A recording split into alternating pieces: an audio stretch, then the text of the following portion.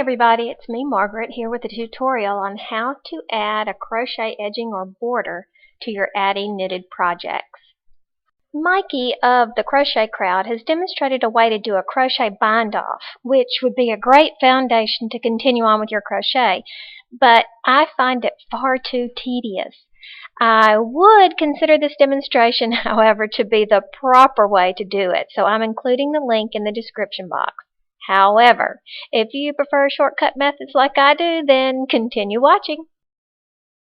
So here's the secret that makes it easy, and that is casting on with waste yarn. You do that first, and then you switch to the regular color, and you make your entire hat.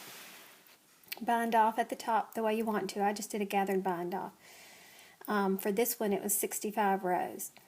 Okay, now here is where it's attached, okay, where I added my new color. Now, I want to make my band in this pumpkin, red heart pumpkin, which is an orange.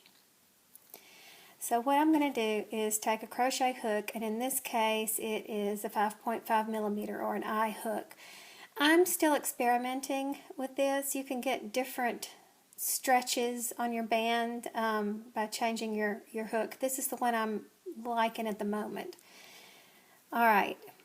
You find the place where it's joined, which is right here, and because it's loose, I don't start there. I want to start here. Now, notice that right in the center here of your waste yarn you have the main color, and that is what you want to crochet into every time.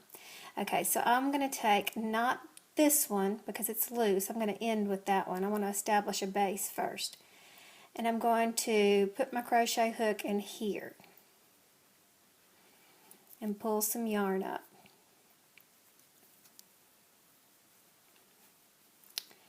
And chain one to secure. Alright, now it's going to seem really loosey-goosey right there. And it may be that you have to pull on this a little bit as you're getting started. Okay.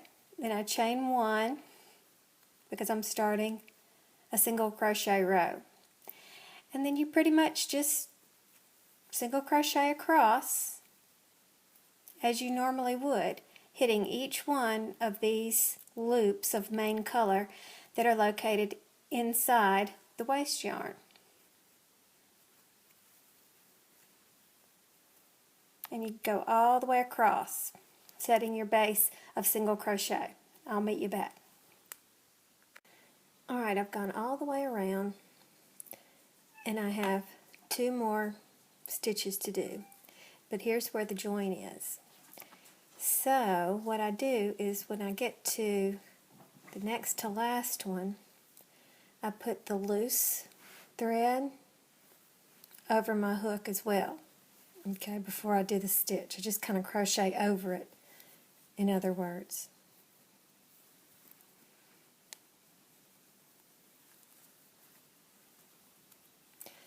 And then complete by doing that last stitch, which was the loose one.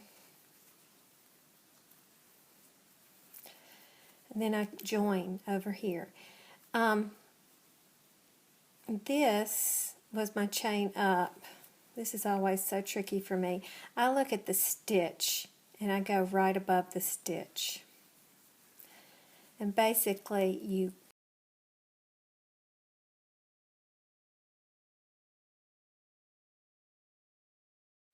are pulling it in together. Alright, now everything's a little bit loosey-goosey. So I'll look back here, get that loose thread and pull. And there. Now it looks better. Now what you can do is take this loose one, your loose single crochet thread, and your loose main color thread where you had joined it with the waste yarn. Why am I saying thread? And tie those together. But I usually don't mess with that until after I remove my waste yarn. You can remove it now, you can continue on and remove it at the end. It doesn't make any difference because once you've got that single crochet row in, then all your pieces and parts of the knitting are secured. So I would encourage you to try a whole different stitch. You can, I've done front post, back post, double crochet to get a ribbing, different things. I do know that a slip stitch will not work right here because it's not stretchy enough, and you definitely want to stretch because this is the band of the hat. Here's 2 examples of what they look like solid single crochet. This is about 4 or 5 rows, and you get about 1 1/4 inches, I guess. So, yeah, experiment with your width, experiment with front row, back post ribbing, whatever. And I think it gives a nice finish, even if you can't knit with needles. Here's the yarn I'm using. Got a good price, so I bought it. Chili by Red Heart.